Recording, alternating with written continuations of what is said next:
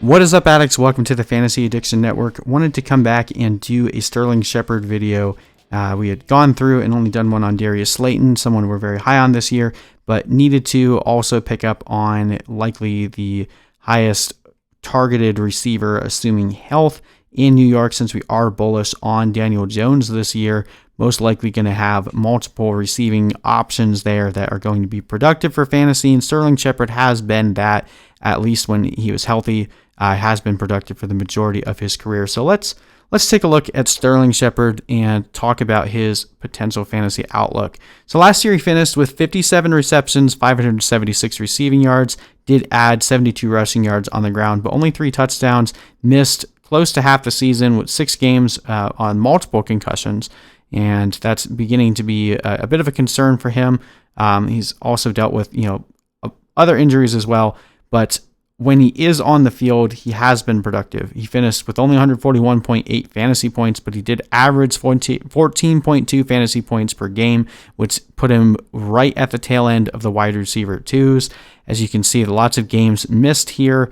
Had 4 games where he scored under 10 points, but other than that, it was pretty consistent. And even in those games where he didn't score 10 points, he was coming right around that 9 point mark.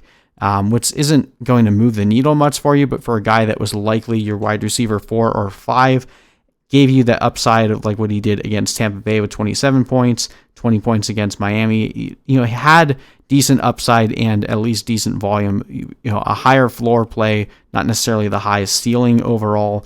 But if we're expecting Daniel Jones to take another step forward in a team that is going to have a really poor defense and they're going to have to throw the ball a lot, someone's going to catch those balls. We do expect Darius Slayton to be heavily involved, and if Evan Ingram can stay healthy, another similar problem, there will be a bit of a disparity between who ends up being productive each week. So it's kind of a war of attrition to see if these guys can actually stay healthy, and if not, whoever ends up staying healthy will probably get the majority of the work. But otherwise, Sterling Shepard will probably continue to be the highest targeted receiver as long as he's out there.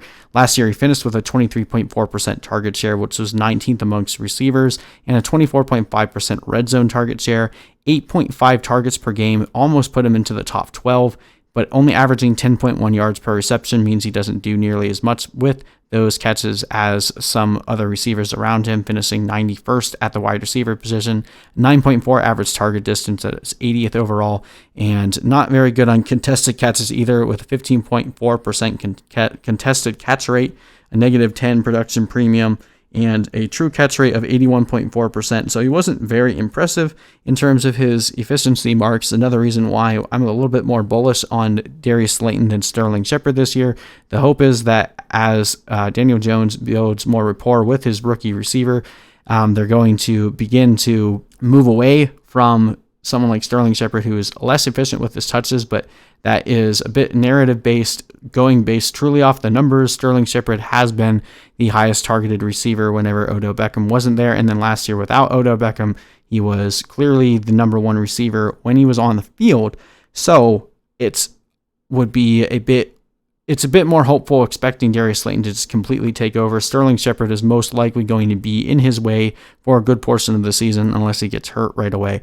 So while we don't project much upside with Sterling Shepard, he's definitely someone worth taking as late as he's going. He's typically in the double-digit rounds, and he's still probably going to be good for at least 70 receptions, about 800 receiving yards, low touchdown count. So again, keeping that ceiling a bit lower, but giving you a decent floor each week for a guy that you can grab for waiver wire plays or bye weeks, or even just being able to weather the storm of the amount of players that could likely miss games due to COVID-19. Sterling Shepard is at least a decent option for you. Not the highest upside, which typically I don't really try to draft players around rounds 9 or 10 that don't have a lot of upside, hence the reason that I take Darius Slayton over Sterling Shepard pretty much every time. But if you want to diversify a little bit, Darius Slayton gets hurt, Sterling Shepard could end up being a pretty productive receiver, especially if he ends up winning that war of attrition. If Ingram